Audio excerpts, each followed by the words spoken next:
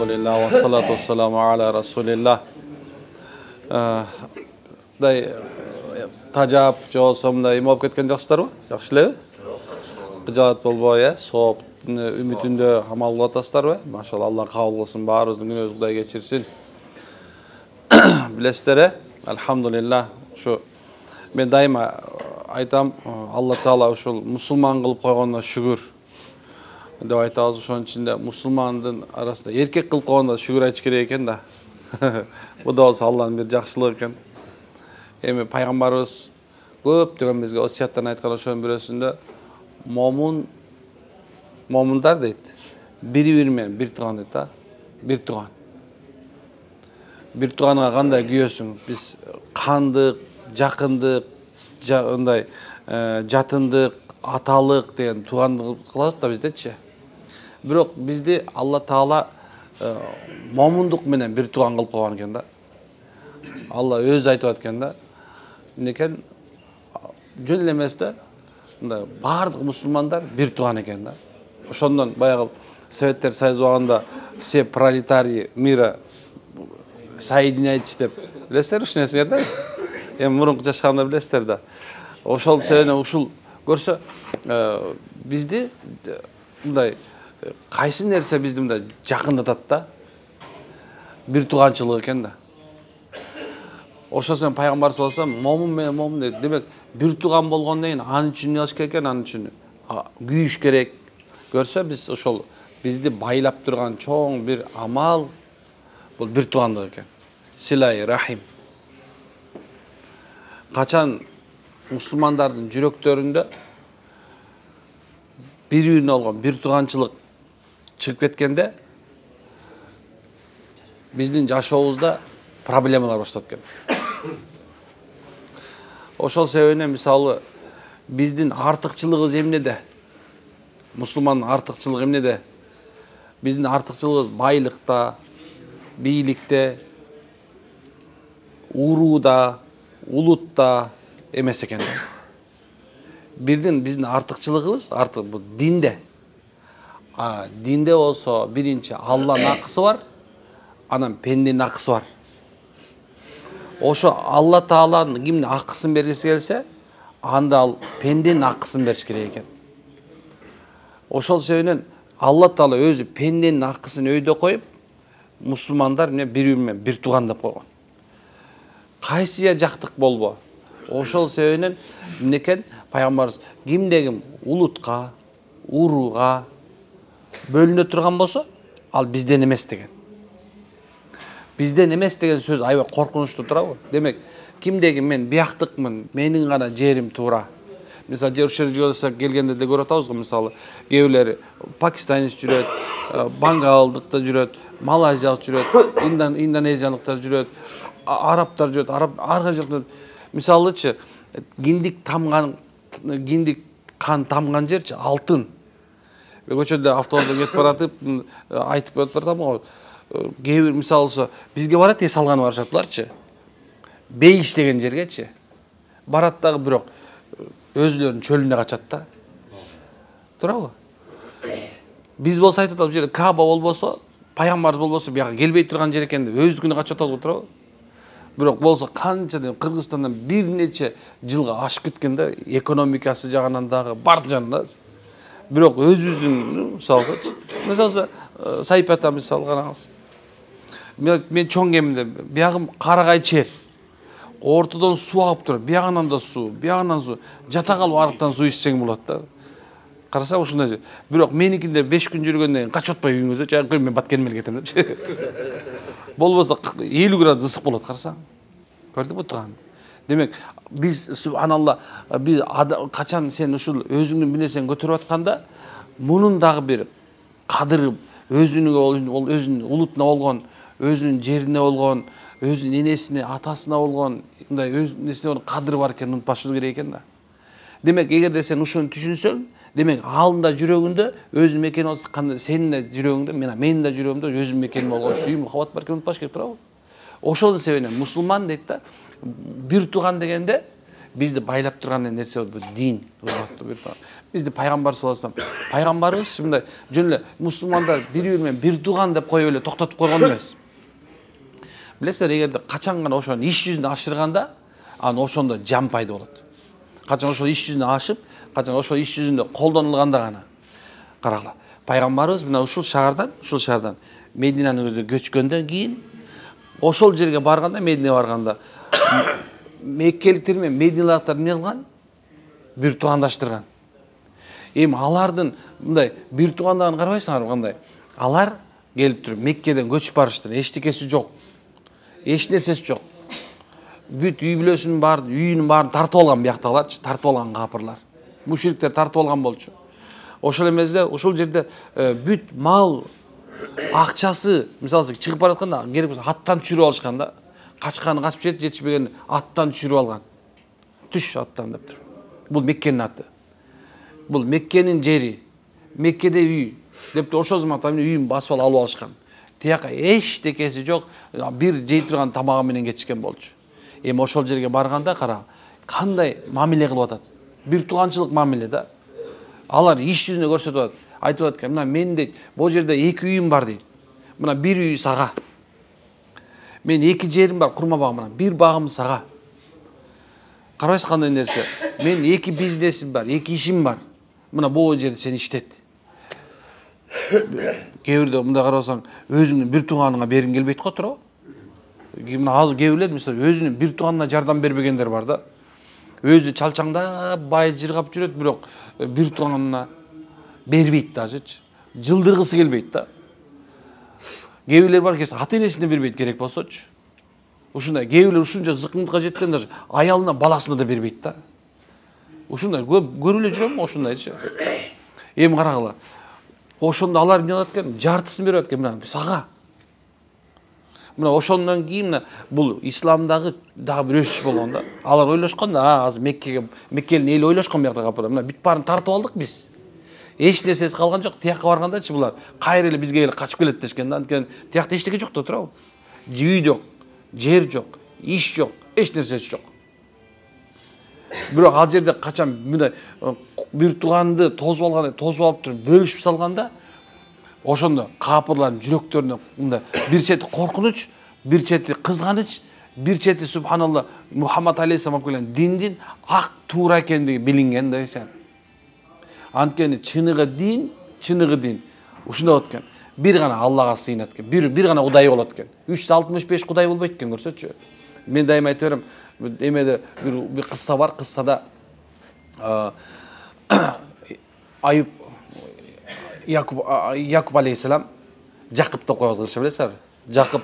Жакыптын баласы Жусуп, билесиңер. Биз Якуб менен Юсуф деп айтабыз. Эми карагыла, ошол Жакып ыйлай берди. Анткени баласын, анын 11 баласы Беньямин менен кошулуп туруп, мисалы Юсуфту эмне кылышты? Кудукка салып салышты. Кудукка салып, ушунча деңгээлеп башты. Жок, өлүп калды, бир кооз союп келишти, канга боеп туруп кийимин алып келип берди. Бирок пайгамбар бул башка жит болот деди. Карышкырлар жеди деди. Карышкыр келип айтат, мен пайгамбарлардан жебейм депчи. Пайгамбарларды жебейм мен. Бизге арам деп атат экен да. Эми карайсыз ушундай. Эми акырында эмне болду? Көрө албас ушу баягы кудуктан чыгарып туруп, бир эмеге мисырлык бир байга сатып ийишкен да. Мына ошондо кээ бир эмелер айтат экен, субханалла, 30 жыл ыйлады дейт да. Якуб алейхиссалам 30 жыл ыйлады дейт.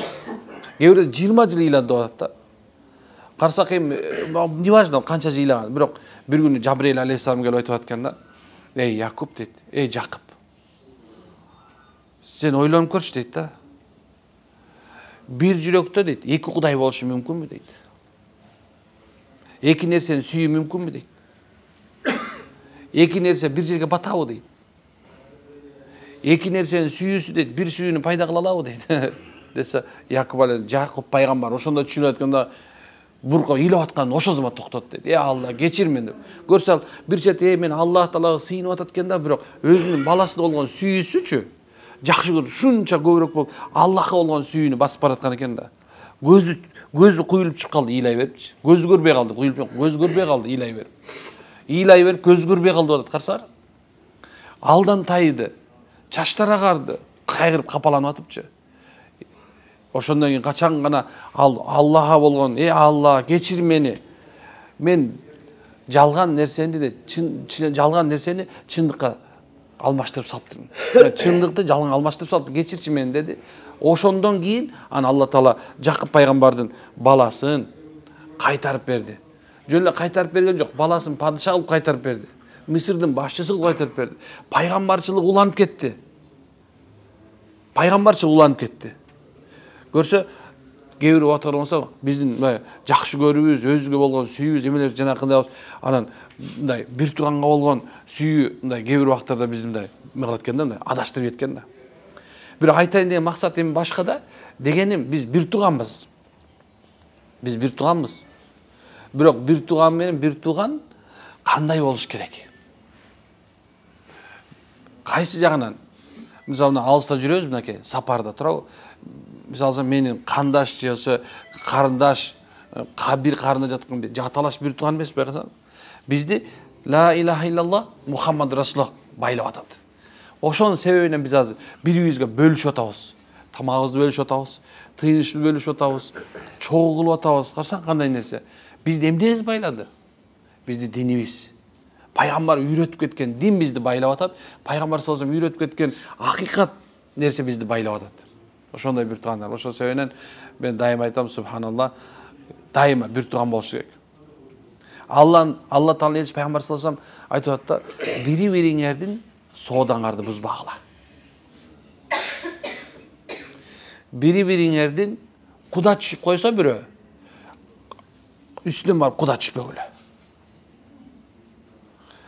Бири-бириңерди жек көрбөгүлө. Бири-бириңерди жек көрбөгүлө. Бири-бириңер душмандык кылбагыла. Эй Алланын кулдары дейт пайгамбарыбыз. Силер бир тугансыңар. Силер бир тугансыңар. Силер бир тугансыңар деп пайгамбарыбыз. Улутка, урууга, жерге, шартка карабастан ушундай деп. Демек, эгерде ушул нерсе аз мен айткан нерсе жүрөгүңө кире турган болсочу, любой кишини мындай сүйүп каласың да, мусулмандычы. Керек болсо мен айтам, мусулман эместерди да жакшы көрүш керек да. Биз алардын капырчылыгын жаман көрүп, бирок чыныгы адамдык сапат жагына келгендечи, аларды жакшы көрүшүбүз керекпиз. Мен баягы бир эметип, аябай көп айтып, өзүм да ушул сөзүмдү кайра артка алгым келди да. Мен бир нерсе батыш, же болбосо башка жакта айткандачы, мен мындай эме айтып атам да, койгулаларын бузулган, жанагындай эскирип калган нерселерине кабыл албагыла, жок. Анан бир жакшы бир адамдын сабагында болуп калдым, жакшы бир сөз уктум мен. Биз алардын ушул жаман жактарын карабайчы, бирок өнүгүп аткан жагын ала бере турган болсокчу, биз өсө береткенибизди көрсөтчү. Биз аларды жок түртө берипчи, жок дей берипчи. Алар субханалла баягы илим, техника, башка жактан өнүп кеткен экен да, биз артта калып калыптырбыз да. Биз аларды жек көрүп бериптирбиз да. Алардын амалдарына жек көрүп калыптырбыз, бүт нерсесинчи. Бирок айтайын деген максат бөлөк, субханалла. Керек болсо, ошол капыр боло турган болсо, бир капырдан жаман көрүп, бирок анын чынчылдыгын, анын адамкерчилигин, анын адамга кылган мамилесин эч качан субхан түртпөшүбүз керек, унутпашыбыз керек. Ушундай нерсе. Ачыктан ачык душманчылыгын көрсөткөнгө чейин. Момундун күзгүсү. Момундун күзгүсү. Ушуну байкайсыңарбы? Бул убакыттардачы, мисалы мына көчөндө биздин ажообуздагы ушул жөнүндө сүйлөп айтты го. Мына силер мындай кийимиңерди оңдосоңор, билимиңерди оңдосоңор деп туруп ушуну айтты. Байкадыңар болуш керек туруп. Мен ушул нерсе мындай бир чет жакшы тур эле кабыл алдым десеңиз да. Анткени себеп субханалла, биз күзгү болушубуз керек. Биз үлгү болушубуз керек мусулмандар. Биз мусулмандар субханалла жашоодочу керек болсо ошо капырларга үлгү болушубуз керек да. Алар мындай биздин жашообуз менен сыймыктанып, кара момундай жашаш керек деш керек да. Момундай кийиниш керек. Момундай сүйлөш керек. Момундай мамиле кылыш керек. Мына момундай мен булардан пайгамбарды көрүп атам. Чыныгы пайгамбар, чыныгы Таураттагы, чыныгы Инжилдеги, китептеги болгон момундардын, пайгамбарлардын сыпатын көрүп атам. Деп туруп Куранды ачып туруп, апей булар чыныгы момундар турбайбы, чыныгы кулдар турбайбы деген нерсеге алып келиш керек деген ойдомун мен дагычы. Субханалла, оңололу. Биз бирибизге күзгүбүз. Миддат, ошо Миктат деген китеп бар, ошо Миктатта ушул жөнүндө айтат экен да. Алдында түшүнөт. Күзгүсү дегенде кандай десе, күзгүдөн кимди көрөсүң? Өзүңдү көрөсүң. Демек субханалла, бирөөнү оңдоштон бар өзүңдү оңдо деген сөз экен да. Адам субханалла бул жүзүндөчү, мисалга кара, Билал негир. Качан бирок Билал азан айтканда Мединалыктын баары пайгамбар келди экен деп чуркап келип атпайбы? Эми кара, Лукман Хаким. Лукман Хакимди көргөндө адамдар жүрөгү айланып кетишкен. Ушундай болгон экен, мындай бир башкача негир экен да. Башкача негир экен да. Бирок Алла Таала аны 25 пайгамбардын арасында кошуп Лукман деп атын Куранга жаздырып коюп атпайбы? Лукман деген Куранда сүрө түшүп атпайбы? Аны сүрөнүн башталышы жөн эле эмес да, ал Лукман Хакимдин өзүнө берген насааттан башталат да, баласына берген насааттан болот атпайбы? Алла Таала анын дары ушунча деңгээлге койду, кыямат күнгө чейин Алла Таала ошо Лукман Хакимдин эмесин Куранга түшүрүп туруп, балага кантип тарбия бериш керек экенин үйрөтүп коюп атпайбы туугандар? Демек субханалла, сен бул жүзүңдүн келбетиңде Алланын алдында эч кандай мааниси жок. Качан боол жериңдеги нерсе маанилүү. Пайгамбарыбыз ат-тақва хахуна дейт. Таквачылык ушул жерде деген экен. Мына боол жерде. Дагы бул жерде субхан пайгамбар силердин дейт да, дениңерде бир үзүмет бар дейт. Эгер ошол үзүмет оңолсо, силердин бар дениңер оңолот дейт. Эгер ошол бузулса, бардыгы бузулат дейт. Ал жүрөк дейт. Демек субханалла, сен күзгү болуштан мурдачы бу бетиңди оңдоп коюп, кийимиңди, келбетиңди оңдоп коюштан эмес, мына ушул жериңде. Ушул жериңдечи таза боло турган болсочу, сырткы кийип аткан кийимиң эмне болот экен? Кийимиң, келбетиң бул Алла Таала өзү оңдоп коет экен. Алла ушундай кылып коет, субханалла, сени адамдар жамакшы көрүп калат турган. Кээ бирлер айтат мага, ушундай мусулмандар жаман көрөт, жол салып бараткандар жаман көрүшөт, астагфирулла, ушундай бир жок, сенинчи сырткы амалың оңдолуп, бирок ички амалың оңдолбогон себебиненчи адамдар сени жакшы көрбөйт атпайбы? Билесиңерби, Алла Таала кимди жакшы көрүп калган болсо, Жабраил периштеге айтат. Эй Жабраил, мен баландай деген жакшы көрүп калдым. Сен да жакшы көр деп айтат экен. Жабраил периште жерге чөткөн дагы бүткүл асмандар кечип калган. Асмандагы бүткүл периштердин бардыгына, жердеги периштердин айтат экен. Алла анан Жабраил мен дейт да, баландай адам жакшы көрүп, силерди жакшы көрүп калгыла дейт. Периштелердин бардыгы тең адамдардын кулагына чыгып барат экен. Адамдардын көзү чыгып барат экен. Алла Жабраил жана биз периштелер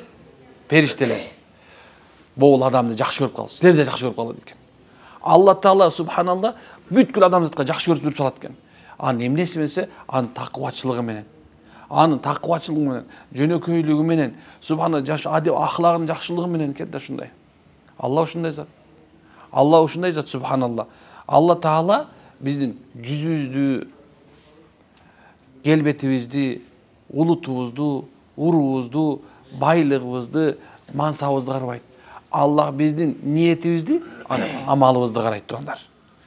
Эгерде кимде ким субхана ниет оңолгон болсо, кыргызча сөз бар, сен ниет пейлиң, сен ниет пейлиң бузулуп калды. Сен ушул пейлиңди оңдочай дейт го, туурабы? Ушул сөз бар бизде? Бар туурабы? Пейли бузуктун өзү бузук дейт кыргызчачы. Демек, пайгамбарыбыз айткан сөзүчү, ата-бабабыз бизге кулабызга сырга кылып, күмүш сырга кылып, субхана, алтын сырга кылып, бриллиант сырга кылып, бизге субханалла эмне кылган экен? Улам айтып кеткен экен. Ай, пейлиңерди оңдосоңор, силер эл оңолот. Пейлиң оңоло турган болсоң, субхана, мамлекет оңолот керек болсочу. Бир заманда бир падыша бар экен. Жакшы халифа экен. Жакшы падыша болгон экен. Ошол мезгилдин жакшы халифасы.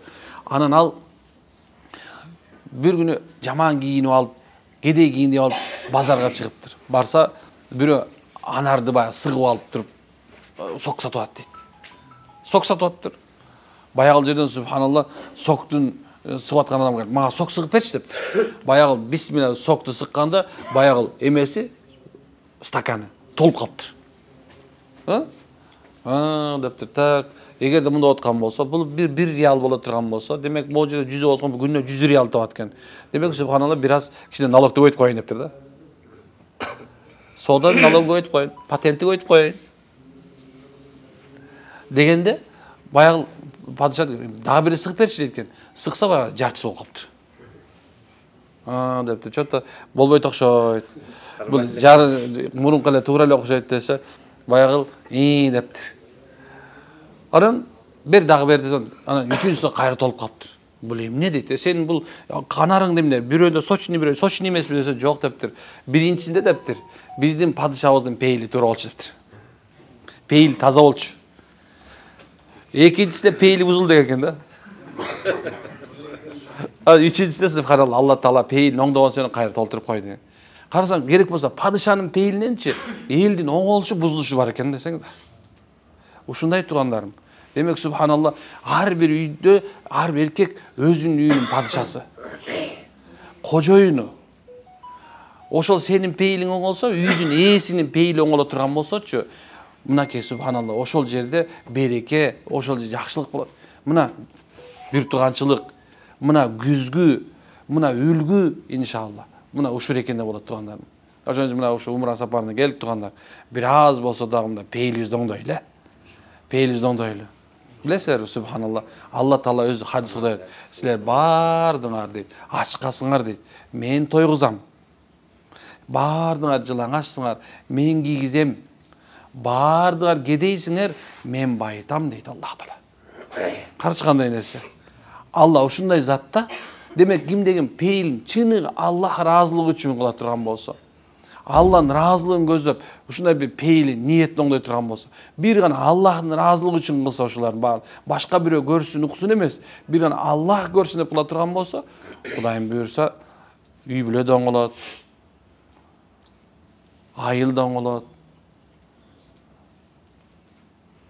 район да оңолот, област да оңолот, мамлекет да оңолот. Анын башка мамлекеттер, субханалла, бизди көрүп оңолот да, иншалла. Билесиздерби? Кыргызда сөз бар. Эл башы болбостон суу башы болуш керек дейт. Туурабы? Демек, суу башы болуш деген сөздөрчү, субханалла, бул ошол сууну эмес, авалки таза суунучу адамдарга таркалып турган адеп ахлак, жакшы адеп ахлак боло турган болсочу, машалла, мына ошол биз себептен Кудай берсе, баардыгы оңолот деген ойдон Кудай берсе, аракет кылабызбы иншалла? Аракет кылабыз, Кудай кааласа, Алла береке берсин, күнөөбүздү Кудай кечиргенден болсун, да? Амин. Аллахумма салли ва саллим таслиман катира. Аллахым өзүнө ошол айтылган сөздөргө, айтылган окуяларга, айтылган шарий өкүмдөргө толук амал кылышка тоофик бер, пайгамбарыбыздын сүннөтүнө амал кылышка тоофик бер. Бүткүл дүйнөбүздө момунсуздун баштарын бириктир. Баардык момунсуздун үстүнө келип аткан бала кырсыктарды, душмандардан, зулумдардан, залымдардан келип аткан кырсыктарды, жанардан келип аткан оорчулуктарды Аллахым өзүнө менен көтөрүп сал. Аллахым жеңилдик бер. Баардык момунсуздун баштарын бириктир. Момунсуздун баардык үлгү болушуна тоофик бер. Аллахым алыстаган үй бүлөбүзгө да иман хидayet бер. Балдарыбызды, кыздарыбызды, неберелерибиздин баардыгын Аллахым өзүңдүн жолуңа, диниңе кабыл ал. Биздин адеп ахлагыбызды оңдошуна тоофик бер. Кандай максат болгон болсо толугу менен жеткиз. Ахирет жүзү жаркырай бер.